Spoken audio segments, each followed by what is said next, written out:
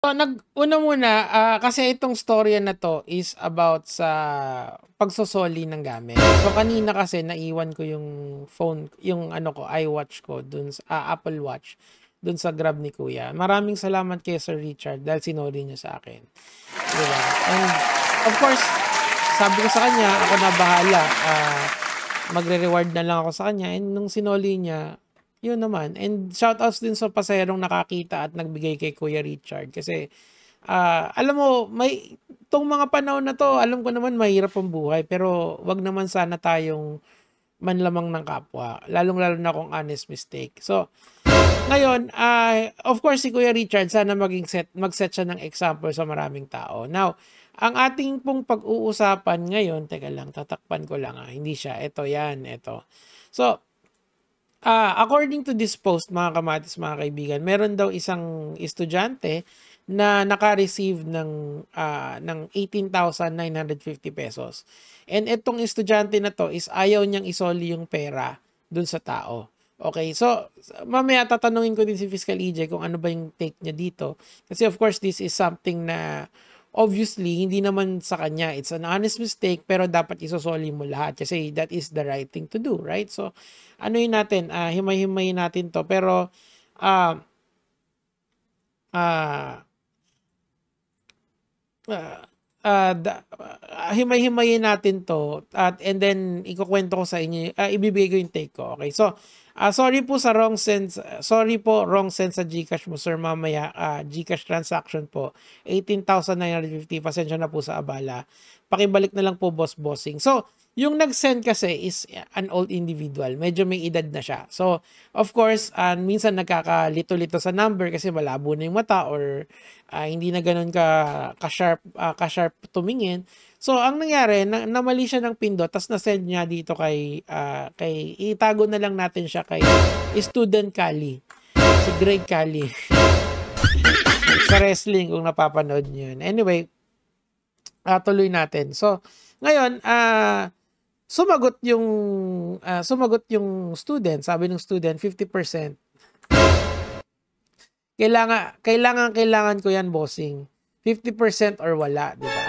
Ngayon, bakit naman 50%? Tinanong ni Kuya, sabi. Tapos sumagot yung isa, wag na lang. Ngayon, tinanong ko kay Fiscal, tingin nyo ba pag nanakaw to? Not necessarily pag nanakaw. It's, sabi niya sa akin, may civil liability yung tao. Kailangan mo pa rin isoli yun. Ibig sabihin, civil case lang yung pwede. Kasi nga, pero isosoli mo pa lang yung pera. Ang tawag daw dito is unjust enrichment. Okay, sana i-discuss to ni Fiscal kasi maraming narorongsen, mga lods. Marami dyan sa inyo. 'Di ba? Pero hindi naman ibig sabihin na wrong send sa inyo ay sa inyo na yon, or maraming nakakaiwan ng gamit. Hindi naman porke ibig sabihin kung naiwan yung gamit ay sa inyo na yon, di ba? Ang point dito is required kang isoli yon sa tao or meron kang civil liability, di ba? Alam nyo, wag na tayong pumunta dun sa batas dun sa pagiging matinong tao na lang.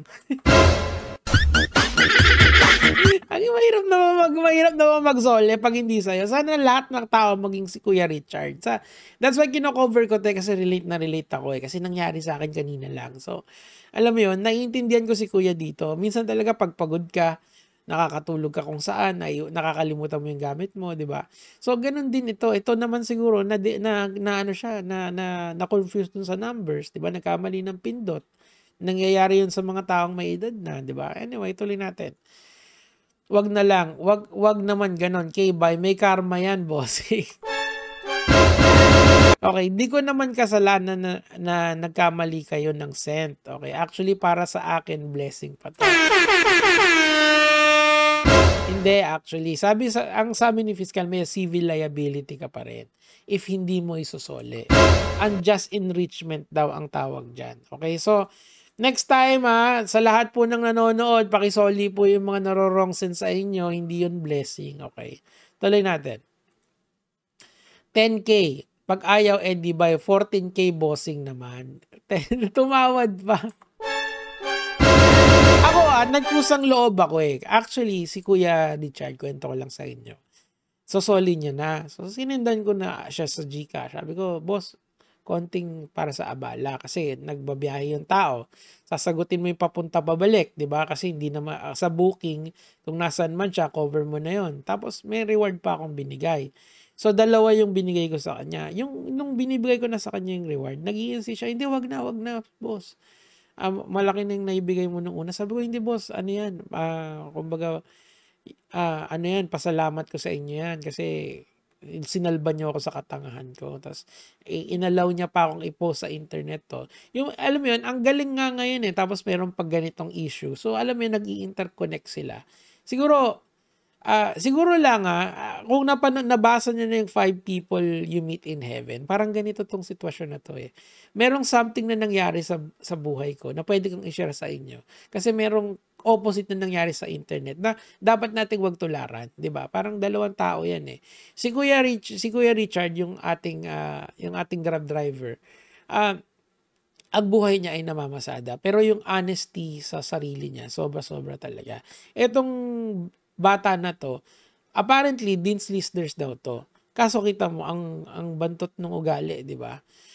Hindi man lang magsoli ng pera, 'di ba? So ano yung point ng pagiging matalino kung ganyan naman yung asal mo, 'di ba? 10K pang business ko na rin, salamat. Send GCash number 10K. Yon, so tapos di mo rin matututunan kaya taga Sub-Saharan kayo.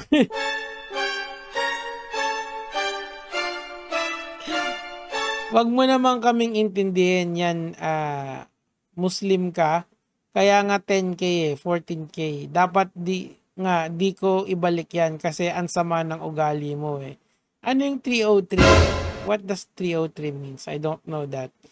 Okay? Bobo, 'di ba? Kung kulang pa yung 10K mo na pinadala mo, mabuti akong tao, wala akong inaapakang iba. 10K pinag-usapan natin. Bakit mo inaangkin yung perang hindi sa'yo? Ganyan na ba kasama mga tao?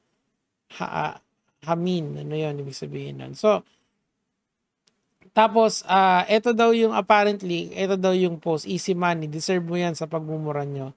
Sulitin nyo yung mga post. Sulitin ko rin kumain. Okay? Tapos, confirm na Dean's Lister kasi pinost siya ng mga ibang ng ibang mga tao di ba?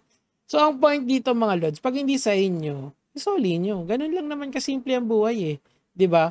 Don't unjustly enrich yourself to people na na wala namang, hindi naman kayo inaano, 'di ba? At least paghirapan nyo man lang, pagtrabahuhan nyo. Ay nako. Anyway mga lods, nagpa-interview daw etong tao na to sa isang radio station. Pakinggan natin. So this is the other half of the interview. Pakinggan natin yung depensa niya. Ayan yung pangalan niya, Nurhamin Ali. So kinonfirm niya na talagang may natanggap siyang 18,950. Pero mas maganda, pakinggan natin yung kanyang depensa. Usap na ako sa kanya. Okay. Yes sir. Sinabi ko rin doon na sabi ko, sige, 50% sabi ko akin. Kasi na-receive ko yung Sabi daw niya, minura-mura daw siya. Pero, well, according to the screenshot na gagawin nating reference, well, that's not true, right? Tuloy natin. Babastos. Pero ang concern ko doon is para lang sabihan niya po muna yung mga kasamahan niya na nambabastos sa akin. Na ang dami-dami nung naririnig na ganito, magnanakaw daw ako. Pero hindi ko naman din kinukuha yung pera kasi andito rin naman po. Hindi nga Ang problema kasi doon, idol, hindi sa'yo yung pera. Bakit mo naman 50% lang yung isosole? Na wrong send sa'yo Isoli mo lahat. Tapos kung aabutan ka, this thank you. Point doon, dapat hindi mo ginawa. Kaya nagagalit yung kabila. Diba? Ano ba yan? Mahirap ba intindihin to? Dean's Lister ka pa, Yan lagay na yan, Tuloy. Hindi ko rin ginagastos. Tapos hanggang nagsabi na siya, nag-post na sila, yung ganun-ganun. Tapos sinasabihan ko na rin siya, sabi ko, clean your mess. Tapos ibabalik ko na yung natira kasi yung 13% lang 13K. Go clean your mess and do eto siya yung and do a public, lahat yan isa-isain mo sila. Isoli mo lahat. Dadagdagan ko pag go. tanga-tanga ka, nadamay pa ako, pakibalik mo na. Alam mo, hindi na sana lalaki to kung sinoli mo na lang yung pera. Lahat, di ba? Ano ba to? Mahirap na ba intindihan na ba? Ayun na. Buti pa si Kuya Richard. Oh, yes sir, ganun agad siya. Tapos nagkusa na ako. Katangahan ko yun eh. Alam ko sa sarili ko na tanga ako at inabala ko sila.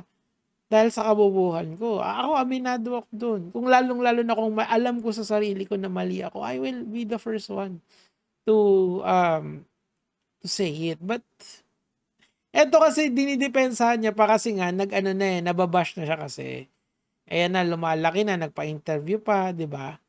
O, sige na, tuloy na natin. Yung binalik ko sa kanya. Okay. Sabi ko, clean your mess muna bago ko ibalik yung bag. Wala kang awa, king ina neto, padiak-diak ka pa, masayop ko, masayop. Laki naman ng kinuha mo, 8K talaga, na mali lang, kapal ng mukha mo. Kung nagne-negosyo ka, Ito yung lalaki na wrong send, 'di ba? Maintindihan niyo yung galit kasi ang bungad sa 50%. Why? Hindi sa yun, hindi mo blessing 'yon, sa ibang tao 'yon, 'di ba? Soli mo, tapos pag inabutan ka, di thank you, 'di ba? Kung ako 'yon, kunyari na wrong send akong 20, bibigyan ko 22K. Salamat po, sir, sa kabaitan nyo. Kasalanan ko 'yung katangahan ko 'yun eh. O, 'di ba? Yung natira. Alam mo, minsan, na ano talaga ako. Binalik na kasi yung GMRC nung panahon pa ni Duterte. But, nakaka-disappoint. Tuloy natin. Tapos, dahil sa marami na rin siyang nakuha sa information ko, nag-post na rin sila, tapos marami na rin nagbabash sa akin, ayaw na rin niyang tanggalin. Kaya nga kasi nga hindi mo sinoli yung pera nila. 'Di ba? Idol. Pero ang akin lang, hindi, well, that's one way of doing this, na ipopost ka, kasi nga, instant yun yung mga tao naman, kapag pinopost na, nahihirapan na sila. Pero ang tamang way dyan is to go to the courts, kaso matagal yun, di ba? Papahanap mo pa yun sa NBI, tapos pag nahanap yan ng NBI or ng PNP, doon mo pa lang siya mabibigyan ng complaint, tapos doon pa lang siya makakatanggap ng subpoena. Ang point dito kasi, kung naging mabuti tayong tao from the get-go, wala sanang ganito. Okay, so I think I made my point here, mga friends. Panoorin nyo na lang tong interview na to. Pinost ko to sa wall ko sa Facebook. Alam nyo naman yun, may blue check mark na Nico David. And hopefully matuto tayo magsole. It doesn't take so much to be a good person these days, 'di ba? Makipagtao lagi tayo. Yan lang naman yung sa akin, okay? Gaya mga lods.